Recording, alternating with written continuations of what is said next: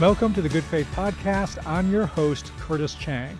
And the Good Faith Podcast is where friends who follow Jesus help each other make sense of the world.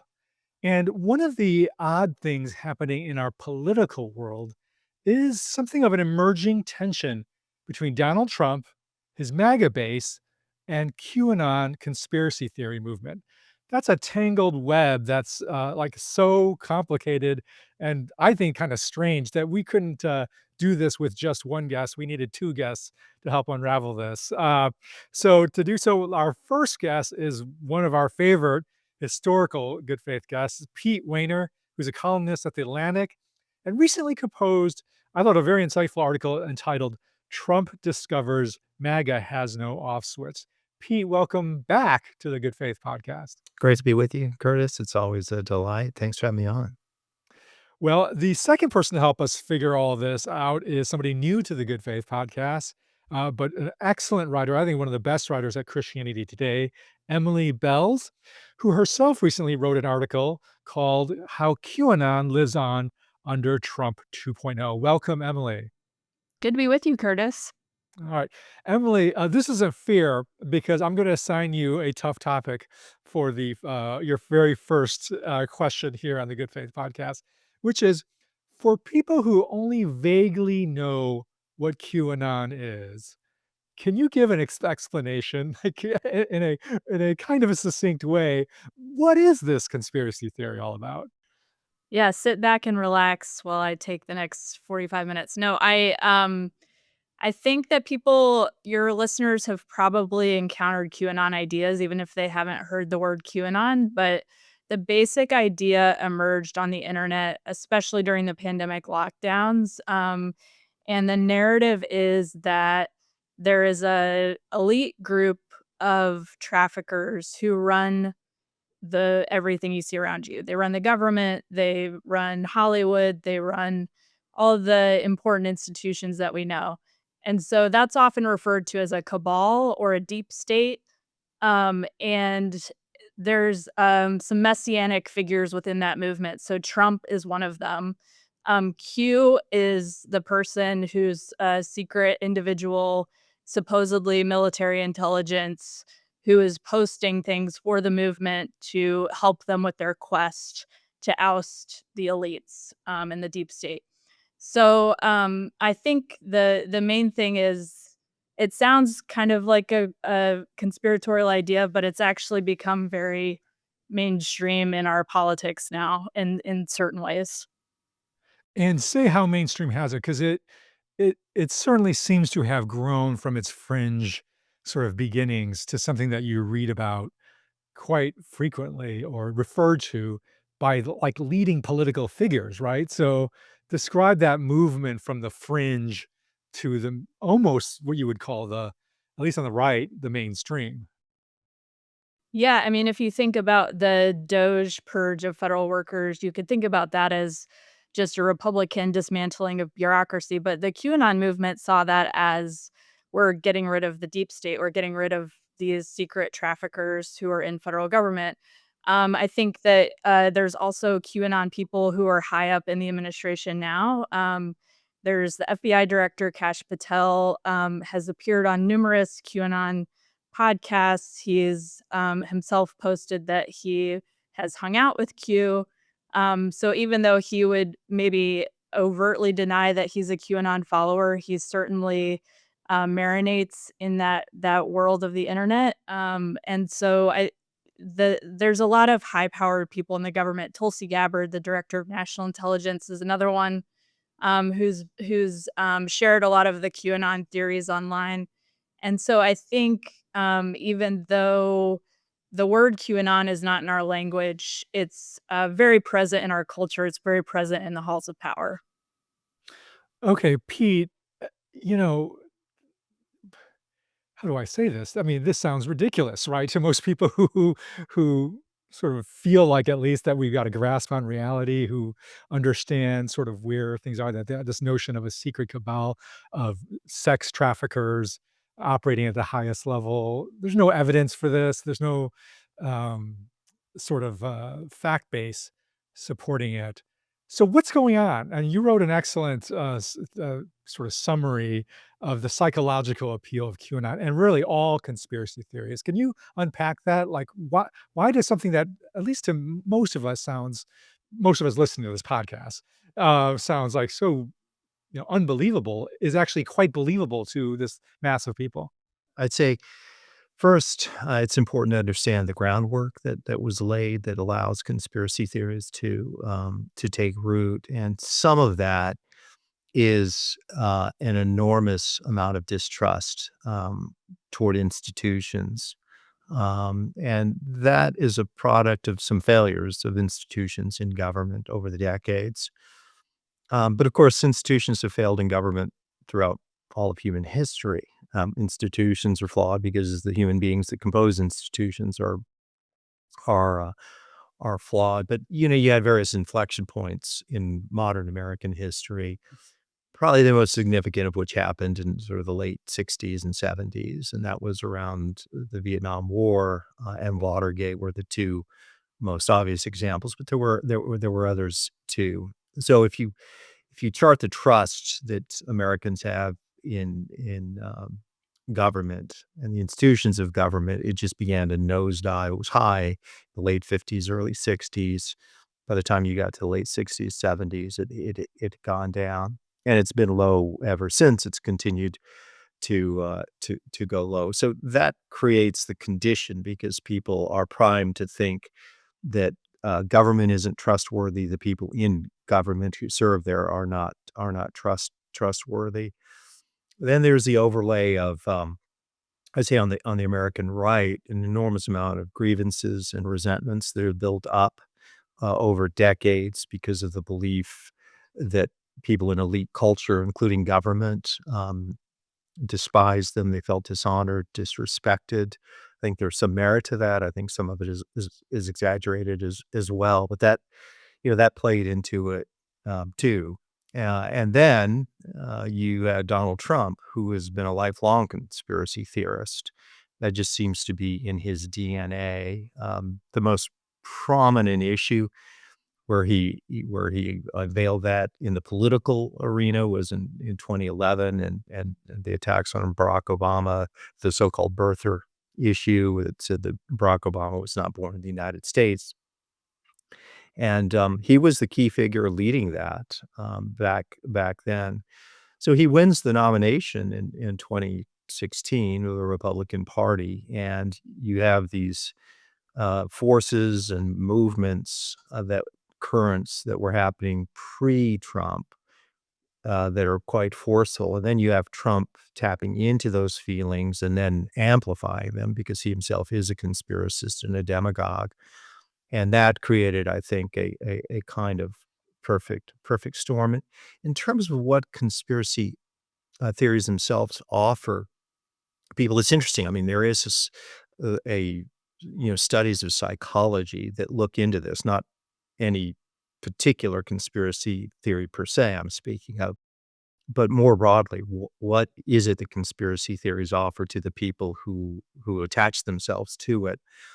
One is a sense of belonging and community, which I wouldn't underestimate. We know we're living in a time of unusual loneliness and lack of human connection, human relationships. And conspiracy theories give people that, especially the online world. It provides a kind of us versus them mentality. So people become heroes in their own narrative. Their lives become in a way more vivified because they feel like we're the children of light battling the children of darkness. So it gives a kind of purpose to people. It provides people as well with a, uh, a sense of order in the world. The world is filled with vicissitudes, so we all long to order and control the world to the degree we can, and conspiracy theories often do that. And one other thing I would add is it tells people, that are conspiracy theorists, this is what they tell themselves, that they have a special knowledge, that they're kind of in the know, and they have access, and they see patterns that the rest of us don't see.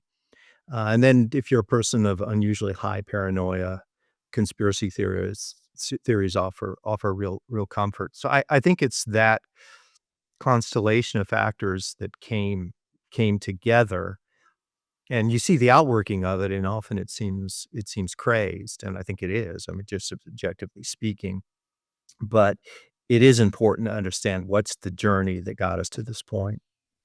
Okay, so Emily's unpacked the nature of the QAnon conspiracy theory. You've, Pete, sort of explained a little bit about the appeal of it, both historically and psychologically. Uh, Pete, I want you now to though to talk about the key thesis of your article. This idea that the conspiracy theories of QAnon, of which Donald Trump has sort of been like riding the wave of, now has the potential to create a rift between Trump and his base. Like how is that so? Well, I think it's so, and we saw manifestations of it because the Jeffrey Epstein death, the conspiracy theories or theories around it, that developed have a special order of importance in MAGA world and in Trump world. Uh, why is that the case? I mean, I think part of it, is that, Jeffrey Epstein, who's a known pedophile, was in prison for that, and Ghislaine Maxwell, who was a person that helped him. They're both, um, just depraved individuals. But there was an association in MAGA world, Trump world with Epstein and I think Bill Clinton. They Clinton had a relationship with Epstein. I think both Bill and Hillary did, but Bill's was was stronger. There were a lot of reports about him, being on Epstein's plane, going whether he went to the island or not. I don't know, but there was enough to it that they felt like, oh my gosh, here's a conspiracy theory, and it's a deep state. And to understand MAGA world, the deep state is primarily liberals, progressives, and Democrats. And those are the ones that they want to attack. And so the Epstein issue became almost primus inter pares within MAGA world. And then you had a lot of these figures that Emily named, Cash Patel, and Dan Bongino and others in the administration who, prior to joining the administration, were fanning these issues on podcasts and elsewhere. So if you listen to MAGA world, the Jeffrey Epstein conspiracy theory was a big deal, and they thought, okay, this is going to get them. Steve Bannon said that Epstein was uh, the key that could unlock all sorts of doors to all sorts of things.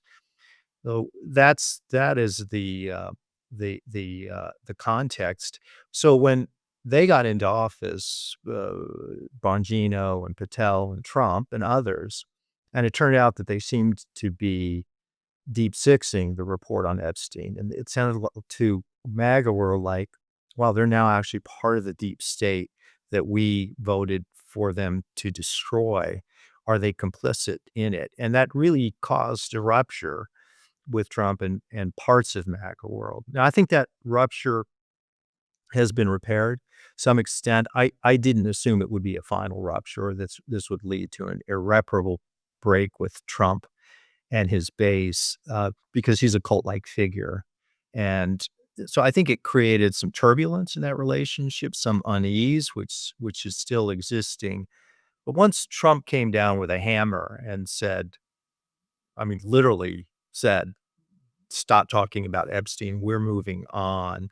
Most of his followers, certainly you could see like Charlie Kirk, Turning Point USA, the Fox News people, many others just saluted. Trump says jump. They say how high. He says move on from Epstein. They salute. Yes, sir, we will. But it still exists. And what was interesting to me, just from an observer standpoint, is it's the only issue that has come close to creating tension between Trump and his base. That was an indication of the conspiratorial mindset, how deep and prevalent and powerful it is in the Trump base and within MAGA world. Now, in the end, Trump can probably squelch that uprising. He can change the subjects, which he's done since this reached its apex. But it was illustrative of a certain cast of mind that existed and still exists. Emily, Pete talks about this sort of softening effect that took place or repaired the rift. How much are Christians actually responsible for that sort of buffer effect or that glue that holds together this movement? When you think about, how the habit forms of explaining a conspiracy narrative over and over and over again, um, in this case, a lot of Christian followers of, the QAnon movement and just far right followers of Trump, um, were on board with trusting Trump. I mean, they do see him as sort of a messianic figure. I'm pulling this from podcasts and influencers who I followed over many months this year, and listening to the points they made, it sounds very religious. It's this fight good versus evil, and so at all costs we must support Trump, who is fighting evil. And so even when this fundamental issue in the movement, which is the Epstein files, goes a different way than what they wanted it to go, they come up with a new explanation. So I think for Christian followers, it was almost easier to trust Trump and come up with a new explanation than it was for some other followers of QAnon. It sort of feels like, those doomsday cults that say Yeah. that or the world is ending April 14th, and then April 14th passes and you come up with a new date. So I think that's sort of what you're seeing on some of these podcasts and influencers that I followed, that they're praying for Trump, they're supportive of him. They haven't lost the faith in what he's doing, even if everything on the surface is contradictory. Is there anything that surprises you about the adoption of QAnon in the American sort of right evangelical movement? I think that the I've interviewed QAnon followers over the last 5 years, and it's a lot of the things Pete was talking about, where there's themes of isolation. There's people I've talked to who are divorced or who live in really remote rural areas in the US, or who experience some sort of betrayal from an institution. It could be abuse, or it could be, a doctor who told you to do some medical procedure and then it didn't work out. And so you don't trust medical establishment anymore. So I think there's all these different ingredients that are feeding into it. But I also think that Christians, maybe have more trust in their control over the content they're consuming than they really have on the internet. And so, I think we think of, well, I'm not gonna consume bad movies, I'm not gonna consume bad books. But when it comes to your algorithm, you're not really controlling what's being fed to you. And so I think people do find themselves down these wormholes that they're not expecting, and they might not know where some of this content is coming from, which is why I think it's so important to understand QAnon, to understand that this narrative comes from some really dark parts of the internet.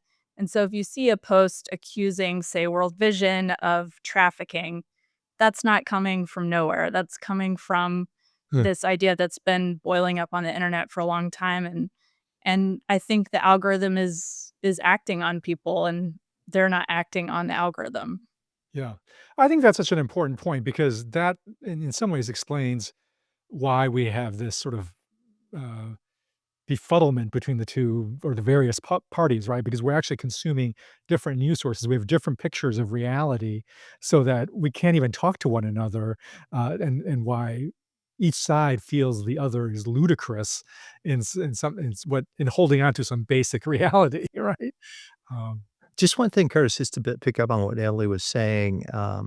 It'd be interesting to me to do an examination, and I presume that this has been done, which is whether Christian fundamentalists in particular, but evangelicals as well, are particularly prone to conspiracy theories by certain things that are inherent within the faith itself. Now, I'm not saying the faith is itself based on conspiracy theories. I'm a person of the Christian faith. What I mean by that is whether, well, for example, there is a historic tension between faith and science.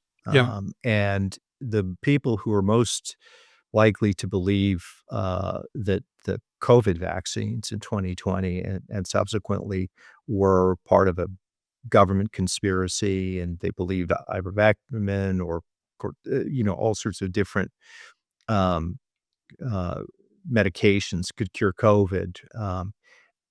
Christians were more prone to that than non-Christians were, and I think that played into a certain skepticism of science, which has been part of Christianity for much of its history, and people like Francis Collins and Biologos have done a lot to try and show that science and faith are compatible, but that is a certain reflex that exists, and also within Christianity, there's a belief in miracles, principalities, and powers, sort of dark forces, that uh, are exist, and, talked about it within Scripture.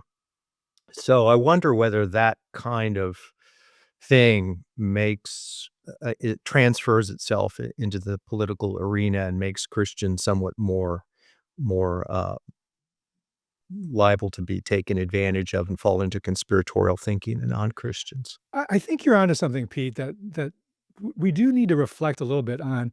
Is there some spiritual or theological dimension of Christianity that makes us especially vulnerable? Not automatically causal, but vulnerable, because you just look at the history of a lot of Christian heresies. You think about the medieval witch hunts that accused Jews of kidnapping Christian children for ritual sacrifice and witchcraft, and like that sounds an awful lot like QAnon.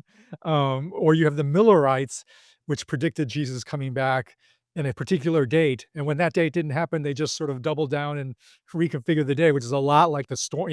QAnon's prediction about the storm, or the Illuminati panic that, warned that, and this went on for, many decades, that the Illuminati was this secret cabal of often Jews that were infiltrating governments and churches, and that had widespread adoption. So, Emily, I want to ask you to reflect a little bit on that. Like, given what Pete said about some of these, dynamics of faith versus science, powers and principalities, and this history that we see.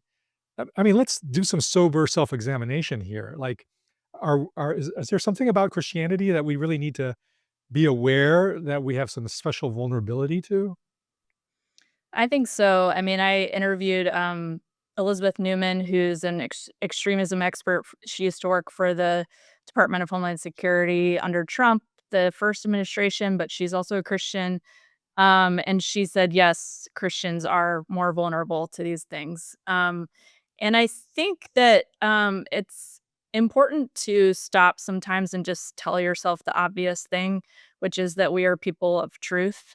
Christians are people who should be primarily concerned with truth. And so if that is a vulnerability for us, then it's a very serious issue. And I think sometimes I have to pull back as a journalist and just say, okay, it's not true that pedophiles are running our government. There are cases where we have Jeffrey Epstein's, and it's important for a Christian journalist to report on those things and admit when you don't get the story right and build trust with readers, especially Christian readers who are concerned about the truth. I do think that American Christianity is very individualistic, and so there's that tendency also to want to do your own research on everything, which is sort of a motto within the QAnon movement is, "I will find out what the truth is behind, this stack of papers that's behind Trump, and does it count up to 17 stacks of paper? If that's the case, that's the letter Q, and therefore he's sending a message about this." So I think people get into these tracks of thought because they want to do their own research, because they want to be the arbiters of what is true or not. And I think for Christians especially, we have to rebuild trust in institutions. We also have to just tell ourselves things that we know are true and start from there. And then we can move into actually debating certain things like, are there too many bureaucrats in the government or whatever the case may be. But It's not true, for example, that World Vision is sex trafficking, but that is a thing that was spread online by Christians, and I think, there's no evidence that's been presented for it, and, I know in some denominations that is something that can be brought up on church discipline if you are slandering Christians online. um, that's something that we've started to see in news stories when we've been covering things at Christianity Today, that there's more of these discipline cases happening, even individually, just pastors talking to congregants about slander that they spread online. So that's a good trend. I hope there's more of that. I'm not advocating that everyone should be church disciplined for saying something wrong online, but I do think that taking it seriously is an important thing. I think it is important in understanding the history of Christianity, the mindset that I think does make Christians, unusually susceptible. Take the age of the earth or evolution or geocentrism. Now, those debates then and now, if you make the case that evolution is real or that the age of the earth is billions of years, not 10,000 years, or go back to the debates over geocentrism, I mean, what happens? What characterizes those debates? It is a certain reflex that a lot of Christians have had historically and today to reject empirical evidence simply because they believe. It's a kind of circular reasoning. Now, the way it works out historically, if you look back at the mistakes Christians have made, it was the Bible said it, I believe it, that settles it. And it didn't matter how much evidence there was, unless it reached a critical threshold like geocentrism. And the Bible didn't change. We invented telescopes. So then Christians said, oh, okay, all of those verses that we based geocentrism on, the idea that the earth is the center and the sun revolves around it. Well, those verses we took literally, but now they were just figurative. So at some point it can, but it took a lot of time. And if you come in and you've probably had, Curtis, these conversations with Christians where you've laid out empirical evidence and they simply deny it. And then what they often will do is create sort of what they believe is counter evidence. It's pseudo evidence, but there are organizations and websites that affirm what they already believe, but, uh, the reason I mention that is I have seen it, and it is certainly true within the history of Christianity, which is in the name of faith, in the name of what we believe the Bible teaches, we're going to reject what we see with our own eyes, and that can lead to some dark places. I think you also just can find, like you're saying, any Christian leader online who will affirm those ideas. And I spent some time on Rumble, which is an alternative social media site that people might not be super familiar with, but it has a large user base, and there's a lot of Christians on there. There are a lot of Christian influencers on there who are spreading QAnon ideas, and I think the one that I followed, who's called Praying Medic, he will pray for his followers. He will listen to their problems in their life, and he will talk about divine healing, which is something that I've seen as a trend among Christian followers of this, and also listening to the spirit and how the spirit is moving in your life. So the that's formed this kind of community, that particular Rumble group that is following him. I mean, he has hundreds of thousands of followers just on that site, but he also has followers on other platforms. So I think that there are these big communities that maybe we're not aware of because we are kind of all siloed into our different platforms and preferred outlets. And so we might not see outside of those walls of whatever um, environment we're in. Okay, we are talking about the complex, and in some ways really dark relationship between Trump, his MAGA base, and the QAnon conspiracy movement. Pete, I want to ask you a question because you had said in our last section about this idea that Christians can have a tendency not to receive knowledge, but to think that they can invent it on their own. And I think that's really a question of institutions, right? Like it's through institutions that mediates knowledge received from experts and from tradition and from years of study. I mean, even geocentrism, which you mentioned, geocentrism became adopted not because people figured it out by through a telescope, but it was just taught through the educational institutions, right? Um, so I bring that up to say that it seems to me that QAnon slash MAGA have a very not seems it's obvious they have a very suspicious relationship to institutions. We've been talking about that this whole episode. Right. But what happens when some of the very same people who have been voicing suspicion to these institutions are now running these institutions? Like, why isn't there more of a sense of like cognitive dissonance when Kash Patel is running the FBI as somebody who has said there's this Right. massive conspiracy of traffickers? Like, well, that's he's the chief law enforcement officer now. Like, so what's going on there, Pete?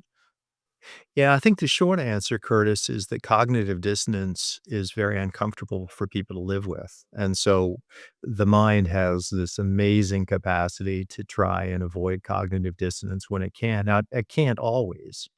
And when it doesn't, it can create some significant crises of faith. And here I don't mean Christian faith per se. I mean faith in whatever it is that you believe. If there's a sense of some part of fundamentally what you hold, what you cherish, what you believe comes into conflict with something else, what you're witnessing, what people who you trust tell you, that creates a lot of turbulence, internal turbulence, and it's an uncomfortable place to be. Sometimes it's a really important place to be because sometimes that's what gets you out of error into truth, right? It's the dawning, the realization that maybe what I've been following is not true. It's broken with reality, and I have to reconnect with reality. I have to reconnect with truth. So that can be a healthy process, but it's almost never a particularly pleasant process. I think in the case of Trump and MAGA, and conspiracy theories generally, and the Epstein in particular, that was the cognitive dissonance, which is something we held very strongly, which was the Epstein deep state. Democrats are a part of it. And then Trump, Patel, Bongino, and others get into government and seems deep six. The instant reaction was the uprising, the anger. And so that was an indication of a spontaneous emotional response. But that then had to find its place with the devotion and cult-like following of Donald Trump and his people. And so they had to like, even without consciously doing it, but emotionally and psychologically, how do we figure all this out? This is uncomfortable. This is kind of shaking my core identity. And I think the way that most of them are going to work it out is that they're going to defer to Trump. Hmm. And they will believe whatever stories he tells, which will be new conspiracy theories, new charges, new attacks on liberals. Well, he already did it, right? He said that the files have been tinkered with and corrupted by Obama and Biden and others. Find a new target. So the reason that the cognitive dissonance, which you rightly identify, hasn't led to a fundamental break is because it was a clash of two kind of cherished ideas. But one is more cherished than the other. And the most cherished figure in this equation, in this reality, is Donald John Trump. He is a near religious figure to these people. Many fundamentalists and a lot of evangelicals believe he has been sent by God to do the work that he's doing. And they, as faithful followers of Jesus, have an obligation to follow this man, follow what he says. He is truth manifest in the world today, and they're not going to easily give that up. It's so deep in who they are. It's so woven into their psyche these days that undoing that is a long, arduous process. So, Emily, I want to ask you, given what Pete said, do you think Trump quashing the Epstein sort of files and more revelations, is that even going to be remembered in the next election? Is this going to be a non-issue? It's a great question. I mean, it's a long time away, and there's about a million internet news cycles between now and then. So I I think that Trump is very good at diverting attention to what he wants people to pay attention to, and so I can see that being the case, and that the Epstein stuff being a back burner issue. But I think that you'll still see the influence of those people who have pushed the Epstein issue to the front in other ways, maybe. So I think that it's going to keep coming up one way or another. I do think that jumping off of what Pete was saying about how this is presenting itself in the institutions of government, I think having QAnon people like Kash Patel in leadership and having this narrative be sort of solidified in leadership about traffickers being everywhere. I think that the one thing we haven't talked about is just that this is how you justify doing horrible things to your political opponents, and treating them as evil is how you get things like throwing an immigrant down on the street in front of everyone and beating them and it being okay. I think we've had years of discussion on media, social media, and also some far right media about immigrants being traffickers. And that is, I think, connected to the QAnon movement. And you see now with Kilmar Abrego Garcia, who was wrongly deported to El Salvador. When he was returned, they said he's a trafficker. And so that, I think, is just a go-to narrative that we're going to continue hearing, even if, the cognitive dissonance is there with Trump not addressing the biggest trafficker in the room, which is Epstein. So it's a narrative that they'll use when it's useful, and maybe they'll deflect to something else whenever Epstein comes up. But in terms of, like, actually weakening the movement, Pete, I'm sort of getting the sense that you don't think this is gonna actually have that kind of effect. No, I don't. I mean, it could affect, particularly in the 2026 midterms, if this issue is still with us, and I don't think it'll really be much of an issue unless there's new findings of some kind or another. Look, it matters to a number of people in MAGA world. There's no question about that. The spontaneous uprising indicated that. Some have more or less broken with Trump, but they're really, really on the fringe. Let's call it the mainstream MAGA movement, if such a thing. If that's not an oxymoron. In some ways, it is. But they've come into line. If in elections, turnout matters, and small differences in turnout can make a big difference in outcomes. If certain people that you're counting on to show up and vote don't, not because they're going to vote for the other side, but just because they've lost interest or because they're disenchanted, that matters. How energized a party's base is, can influence.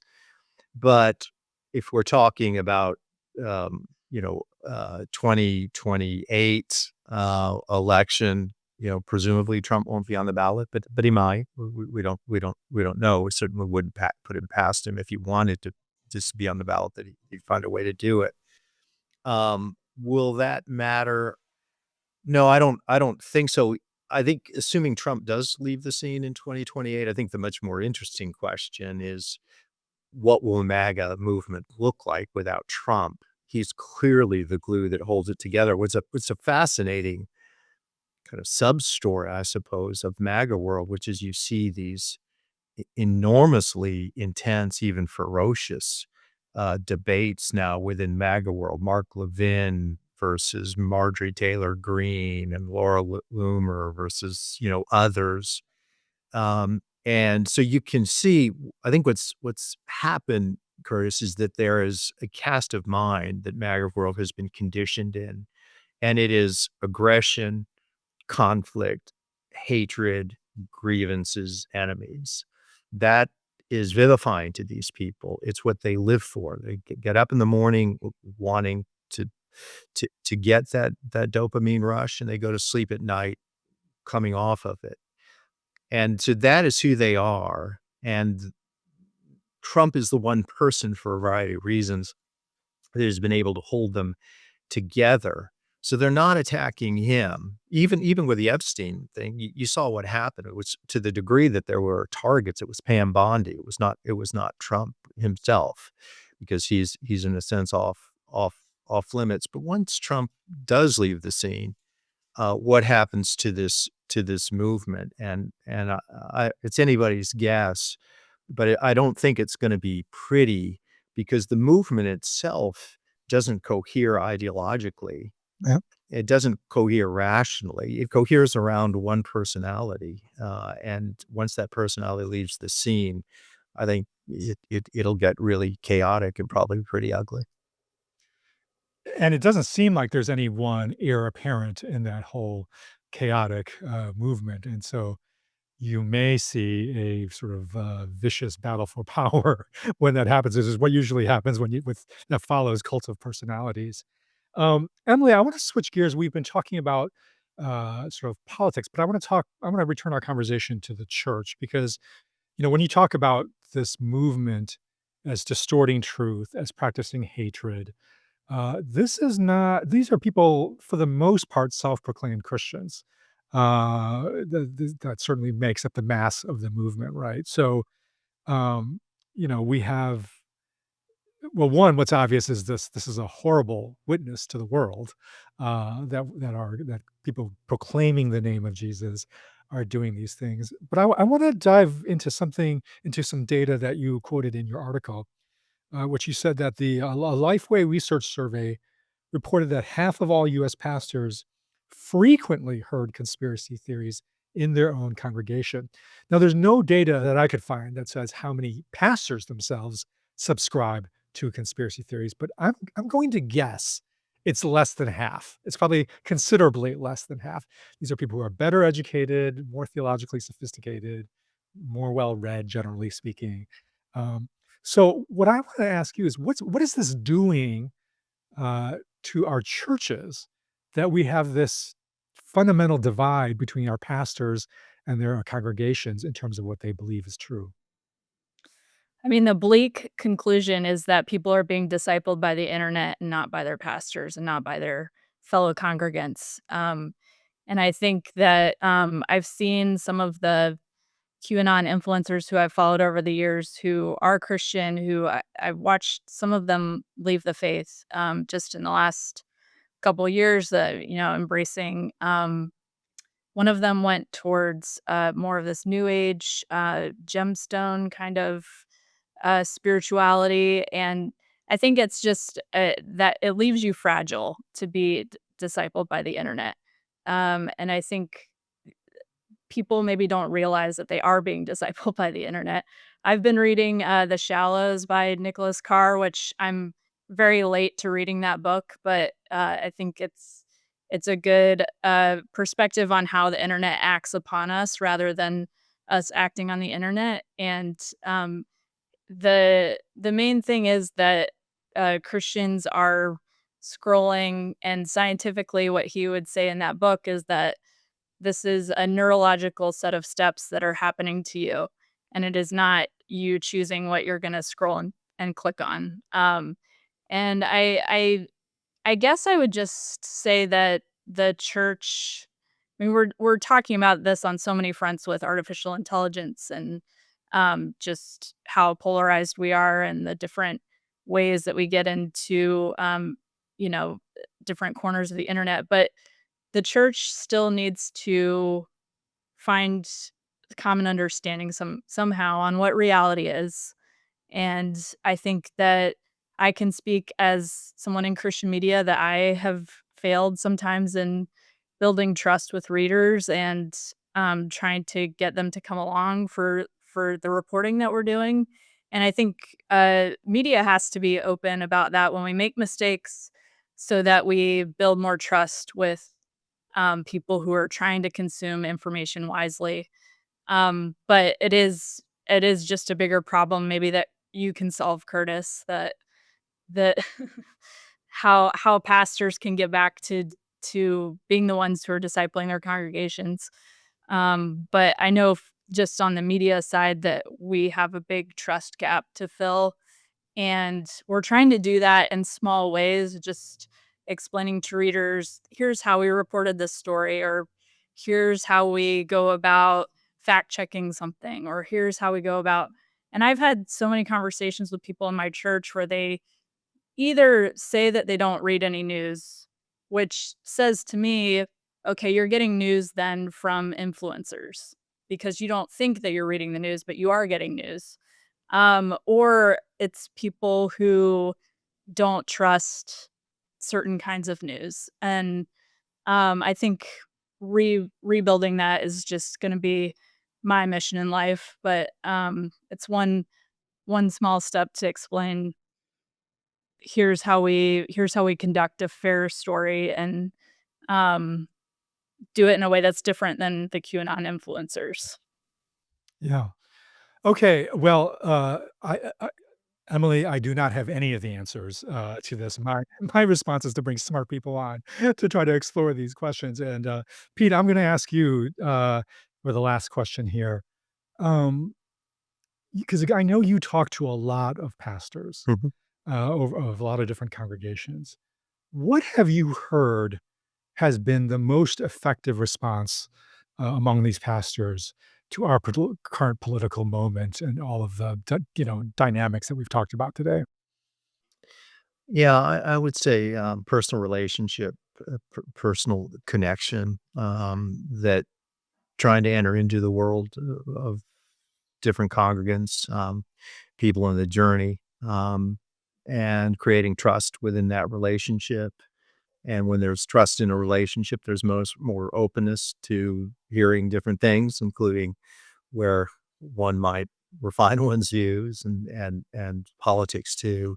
I mean, what doesn't work particularly well all the time, although there's a certain place for this, but which is overwhelming somebody with facts and data and arguments. The reason that that doesn't work particularly well is, yeah, I mean, most of us have been in this situation on sort of both sides of it. If you feel like you're being overwhelmed by somebody who's questioning or attacking a core belief, your instant reaction is to be open and say, "Oh, I'm very interested in finding out how I can recalibrate my views." It's to stiffen your back and to maybe lash out, because you feel like some core identity is being attacked.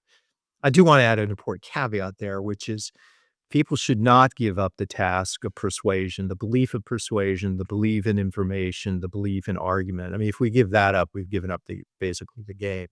So you can't give that up. But we're in a time of unusual polarization, unusual passions, and inflammation, emotional and psychological inflammation, which means that approach, which has always been somewhat limited, is more limited now than it has been. So what's the answer to it? I think the answer to it is to enter into people's lives, into their stories, to understand where they're coming from, why they believe what they believe, and then in a way with some discernment, maybe some gentleness, and some cases some directness, in which you then, in a sense, earn the right to be able to say to somebody else, "Look, I think you're really wrong on this matter, and it's an important matter." So that I think is probably the the best way to you know approach this topic and settle into it. The other thing which I've heard from pastors, and Curtis, you probably know this from your own experience and certainly in your own conversations with pastors, is it doesn't take half the congregation to create trouble for a pastor or a church. It takes 3, 4, 5 really determined, persistent people. And that numbers that small in a congregation, even of several hundred or larger, can really make life miserable for ministers. And in that case, in my experience, what I've heard from different people is the pastors need help from the church leadership, elders or whomever, depending on your church government, who can kind of weigh in and contain what might be termed sort of troublemakers, people who are looking to create animosity, gossip, political divisions, and so forth. But it takes a lot of time and a lot of effort. And, I would agree with you, Curtis. I think that from those numbers, probably well less than half the pastors hold those views. But that means they're in a real bind. And how you lead a church forward with unity, and trying to keep the eyes on what matters most, which is on Jesus and who he was and who he is and what he means, and to have him win the affections of the heart. That's what most ministers have gotten involved in the ministry for. And the fact that they have to deal with these other kind of sideshows that become front and center is, it's a real tragedy. And I know it's caused a lot of grief for a lot of ministers, but in the end, the gates of hell won't prevail. And all we can do is to act as faithful as we can in whatever situation we're in, whatever moment in time we're in. We can't determine the outcome or the success always or many times, but what we can do is we have some measure of control of how faithful we are, and what we're called to be and to do. Well, thank you for that rousing call to action in the church by Pete and for the rousing call to action in media by Emily. Thank you both. This has been a great conversation and shedding a lot of light on a very complex, complicated, and weird, frankly, world. So thank you guys, both of you. Thank Thanks so you. much, Curtis. Take care. And listeners, once again, next week we will explore all the topics of the world and gather around the campfire.